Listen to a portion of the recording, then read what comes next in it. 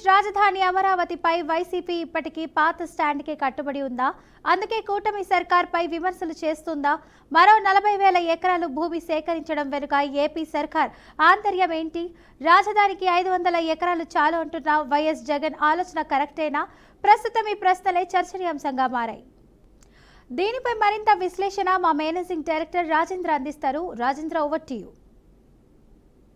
ఫాతిమా, ఆంధ్రప్రదేశ్కి రాజధాని ఏది అని అంటే ఇప్పటికి కూడా చెప్పుకోలేనటువంటిది పరిస్థితి. రాజధాని నగర నిర్మాణానికి మొదటి నుంచి అడ్డంకులే, అనవసరమైనటువంటి రాద్ధాంతాలే. ఒక్క విషయం మనం స్పష్టంగా మళ్ళీ గుర్తు చేసుకుందాం. అసలు అమరావతి రాజధాని నిర్మాణానికి కానీ లేదా ఆ ప్రాంతాన్ని ఎన్నుకోవడం కానీ అసెంబ్లీలో చర్చించారా? ఎస్, చర్చించారు. పాలకపక్షానికి మద్దతు ఇచ్చింది ఎవరు? ఆ రోజున్నటువంటి ప్రతిపక్ష నాయకుడిగా జగన్మోహన్ రెడ్డి. 32 ఎకరాలు కాదు, 33 ఎకరాలు కాదు, ఇంకా కావాల్సి ఉంటే సేకరించాల్సిన అవసరం ఉంటే మాకు అభ్యంతరమే లేదు అని నిర్ద్వందంగా అసెంబ్లీలో ప్రకటించారు. ఒక జీవో పాస్ చేశారు. దాన్ని నమ్మి ఆ రోజు రైతులు ముందుకొచ్చారు. ఏ ప్రాంత రైతులు వచ్చారు? ఏదైతే రాజధాని నగర నిర్మాణానికి ప్రభుత్వం ఎన్నుకున్నదో చట్టబద్ధంగా, శాసనబద్ధంగా ఆ ప్రాంత రైతులే ముందుకొచ్చారు. ఏ దశలో వచ్చారు? మొట్టమొదటిసారిగా ఆంధ్రప్రదేశ్ విభజన జరిగిన తర్వాత, ఉమ్మడి ఆంధ్రప్రదేశ్ విభజన జరిగిన తర్వాత, తెలంగాణ అండ్ ఆంధ్రప్రదేశ్ రాష్ట్రాలుగా విడిపోయిన తర్వాత ఆంధ్రప్రదేశ్లో ఆ రోజున్నటువంటి ముఖ్యమంత్రికి 2014లో అక్కడికి వెళ్ళి పాలన చేయాలంటే కనీసం ఒక కార్యాలయం లేదు, కూర్చోడానికి కుర్చీ కూడా లేదన్నటువంటి దుర్భర పరిస్థితి ఉన్నది ఆ రోజు. అలాగే రాజధాని కావాలి, ఆ రాజధాని కూడా ప్రపంచం మొత్తం మెచ్చుకోగలిగేటట్టు గుర్తించేట్టుగా ఒక నిర్ణయం తీసుకోవడం జరిగింది. ఏకపక్ష నిర్ణయం. అందరూ కలిసి, పాలకపక్షం, ప్రతిపక్షం, అందరూ నాయకులు కలిసి, అన్ని రాజకీయ పార్టీలు కలిపి ఒక నిర్ణయం తీసుకున్నారు. రాజధాని నగర నిర్మాణానికి ఇక్కడ బీజం వేయాలి, ఈ ప్రాంతాన్ని మనం అభివృద్ధి చేయాలి అని. దాని మీద ఎందుకు ఈ రాద్ధాంతం? 10 ఏళ్ల తర్వాత కూడా ఇంకా రాజధాని మీద, ఆ నగరం మీద, ఆ ప్రాంత రైతుల మీద మనం విషం చిమ్ముతూనే బతికేద్దామా? మీరెవరైనా ఒక్క భూమి గజం ఇచ్చారా? ఒక్క గజం భూమి అయినా ఇచ్చినటువంటి కనీసం అర్హత లేని వాళ్ళందరూ అమరావతి రైతుల మీద ఈ విషం కక్కటం, ఈ ద్వేషం చూయించటం, ఈ దుర్మార్గం ఎంతకాలం మీరు కొనసాగిస్తారు? మళ్ళీ మొదలుపెట్టాడు రాయలసీమ నుంచి ఒక మహానుభావుడు.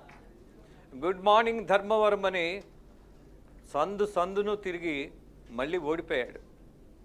తిరిగితే డైలాగులు కొడితే సోషల్ మీడియాలో మన మీద మనం ప్రచారం చేసుకుంటే గెలవము అని నిరూపించాడు అతను.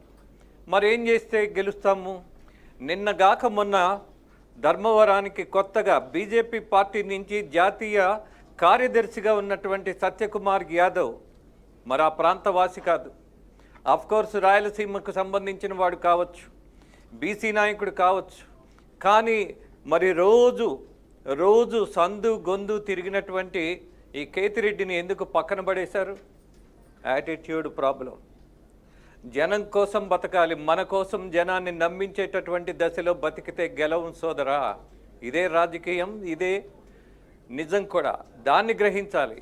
మీకేం సంబంధం అని మళ్ళీ అమరావతి రైతుల గురించి మాట్లాడుతున్నారు. రాయలసీమలో కూర్చొని ఓడిపోయిన ఎమ్మెల్యే అని జనం ప్రశ్నిస్తుంటే సిగ్గుపడాల్సిన దశలో రాజకీయాన్ని తీసుకెళ్తున్నారు.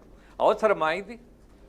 మీ చరిత్ర చూస్తే మీరు కబ్జాలు చేసి, మీరు అనవసరమైనటువంటి రగడ మళ్ళీ తీసుకొచ్చేటటువంటి పరిస్థితి మీది. ఒక్కసారి జనం వైపు వేలు చూయిస్తున్నప్పుడు మీ వైపు 4 వేళ్ళు చూయిస్తున్నాయి అన్నటువంటి ఇంగితం పెట్టుకోవాలి.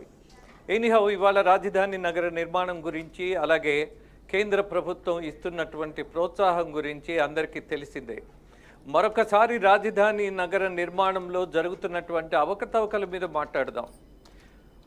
గతాన్ని మరొకసారి గుర్తు చేసుకుంటే వైసీపీ నాయకులు చెప్పారు, ఇక్కడ వరదలు వస్తాయి, పూర్తిగా మునిగిపోతుంది, ఇది లోతట్టు ప్రాంతం అన్నారు.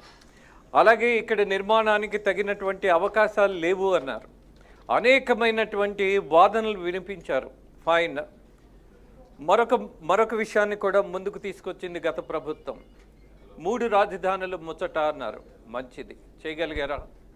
ఎక్కడైనా ఒక తట్ట మట్టి మోసి కనీసం అభివృద్ధికి నాంది పలికారా?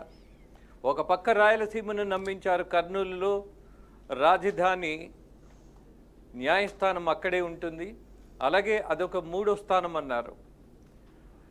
మరి వైజాగ్కి సంబంధించి కూడా ఎగ్జిక్యూటివ్ క్యాపిటల్ అన్నారు, జ్యుడిషియల్ క్యాపిటల్ కర్నూలు అన్నారు. అలాగే పాలనంతా అమరావతి ప్రాంతంలో జరుగుతుంది. 3 ప్రాంతాలలో రాజధాని విస్తరణ, అలాగే అధికార వికేంద్రీకరణ జరుగుతుంది అన్నటువంటి మాటలో నిజమెంతో నిరూపించేశారు కదా. ఎక్కడ మీరు ఆ ప్రయత్నం చేయలేదు కదా. కేవలం వివాదాలు సృష్టించడం, జనాన్ని ఇబ్బంది పెట్టడం తప్పితే మీరు చేసిందేంటి? ఆ ప్రశ్నకు సమాధానం ఉందా మీ దగ్గర? కోర్స్ మీరు ఒక రాజకీయ నిర్ణయం తీసుకున్నారు. వికేంద్రీకరణలో 3 చోట్ల న్యాయ రాజధాని కర్నూలు అన్నారు. ఏం చేశారు? చేశారా? మరి వైజాగ్కు సంబంధించి మీరు ఏమైనా చేయగలిగారా? అక్కడ ఉన్నటువంటి కొండను బోడిగుండుగా మార్చి మీరు మీ సొంతానికి నిర్మించుకున్నటువంటి భవనాలు అన్నటువంటి వివాదాల్లో పడ్డారుగా. కాదు అని మీరు వాదించినా మరి ఆ భవనాలు ఇవాళ పరిస్థితి ఏంటి? మీరు ఎందుకు నిర్మించారు? ఇవాళ పాలకపక్షాన్ని అడగలేకపోతున్నారే, దీనికి ఉపయోగించుకోండి అని మీరు అసెంబ్లీకి వచ్చి సలహా ఇవ్వలేకపోతున్నారే. మీరు కట్టిన కట్టడాలు దేనికోసం ఉపయోగపడతాయి? 500 కోట్లు ప్రజాధనం మీరు వృధా చేసిన తర్వాత మీ దగ్గర సమాధానం లేకుండా మళ్ళీ ఇవాళ రాజధాని నగర నిర్మాణం మీద అది కేవలం చేపల చెరువులుగా మాత్రమే ఉపయోగపడతాయి అని మాట్లాడడంలో అది నాలిక తాటి పట్ట అన్నది జనం ఆలోచించాల్సిన దిశ తీసుకొస్తున్నారు. Mister Kethireddy, what nonsense you are talking? మీరందరూ కలిసి అసెంబ్లీలో రైతులను నమ్మించిన తర్వాత, రైతులు అమాయకంగా భూములు ఇచ్చిన తర్వాత మళ్ళీ అదే రైతులు ఇబ్బందుల్లో ఉంటే వాళ్ళ కోసం మాట్లాడాల్సింది పోయి, వాళ్ళ గురించి మీరు పోరాడాల్సింది పోయి, ఇవాళ కూడా వాళ్ళ ప్లాట్లు ఎక్కడున్నాయో తెలియనటువంటి అయోమయ దశలో వాళ్ళు బతుకుతుంటే మీ రాజకీయ నాయకులకు సిగ్గు, బాధ్యత ఏం మాత్రమైనా ఉంటే ముందుకొచ్చి అక్కడ ఆ ప్రాంత రైతుల గురించి మాట్లాడండి. అక్కడ ఇవాళ ఉన్నటువంటి లోపాల గురించి ఎత్తి చూపించండి. అక్కడ నిర్మాణాలు జరగకపోతే మీరు పాలకపక్షం మీద యుద్ధమే చేయండి. ఎక్కడో కూర్చొని ఏదో కులాసాగా కబుర్లు చెప్తున్నట్టు ప్రెస్ మీట్లు పెట్టి బాధల్లో ఉన్నటువంటి రైతులకు సంబంధించి మీరు మాట్లాడేటటువంటి మాటలు మళ్ళీ గాయాన్ని పెద్దవి చేస్తాయి.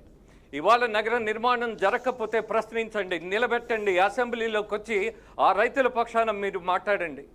కొన్ని భేదాభిప్రాయాలు ఉండొచ్చు, కానీ ఇవాళ పాలకపక్షాన్ని మీరు అడగవలసింది ఏదైనా ఉంటే అడగండి. ప్రజల పక్షాన నిలబడండి. ముఖ్యంగా రాజధాని నగర నిర్మాణంలో లోపాలుంటే మాట్లాడండి. ఆ ప్రాంత రైతుల గురించి మాట్లాడినా, ఆ ప్రాంతాన్ని మీరు అవమానం చేసినా మళ్ళీ రాజకీయ సమాధి కాదు, మనుషులుగానే మీరు సమాజం నుంచి పూర్తిగా బహిష్కరణ ప్రమాదం ఉంటుంది. జనం గొర్రెలు కాదు, అమాయకులేమో, కానీ బుద్ధి లేనటువంటి రాజకీయాన్ని చూస్తూ కూర్చునేటటువంటి స్థానం వాళ్ళకు ఉండదు. వాళ్ళు ఎంత గొప్పవాళ్ళు ఒక్క ఉదాహరణలో మీకు చెప్తా. ఆ ప్రాంతం నుంచే మీరు ప్రతిరోజు అసెంబ్లీకి వెళ్ళారు, అలాగే సచివాలయానికి వెళ్ళారు. ఏ ఒక్కరోజైనా మిమ్మల్ని రోడ్డు మీద ఆపి మిమ్మల్ని ఒక్క మాట అయినా అన్నారా? ఒక్క రాయైనా వేసి మీ మీద ఆ ప్రయత్నం చేశారా? ఎంతసేపు ఉద్యమం అని మహిళలు కూర్చున్నారు, కానీ మిమ్మల్ని ఎప్పుడు ఈ రకంగా దూషించలా. అంత సంస్కారం ఉన్నటువంటి వాళ్ళ గురించి మీరు మాట్లాడడానికి మీరు మనుషులా కాదా అని ప్రశ్నించాల్సిన పరిస్థితి, ఇంక్లూడింగ్ మీ. ఒక జర్నలిస్ట్గా కాదు, ఒక మనిషిగా ఇది అవసరమా మీకు? మహిళల మీద ఇంత దురహంకారం మీకు ఎందుకు? వాళ్ళ ఉద్యమాన్ని అవమానం చేశారు. మరొక విషయం, ఇవాళ కూడా కొన్ని లోపాలు ఉన్నాయి. అక్కడ కౌలు ఇవ్వట్ల, అలాగే ఎస్సీ ఎస్టీలకు సంబంధించినటువంటి భూమి మీద ఎవరూ మాట్లాడట్లా. మొన్న జనం ఇబ్బంది పడుతున్నప్పుడు వాళ్ళకి పెన్షన్ ఇచ్చారు. ఇలాంటి వాటి మీద ఫోకస్ చేయండి, అంతేకాని మరొకసారి ఇలాంటి మాటలు మాట్లాడనే వద్దు. ఇది చాలా తప్పు. ఈ ప్రయత్నం మళ్ళీ చేయకండి. రాజధాని రైతుల గురించి మాట్లాడబోయే ముందు మాత్రం ఒళ్ళు దగ్గర పెట్టుకోవాలని ప్రతి రాజకీయ నాయకుడిని హెచ్చరించాల్సిన దశ ఉన్నది ఇవాళ. That what I'm going to do it.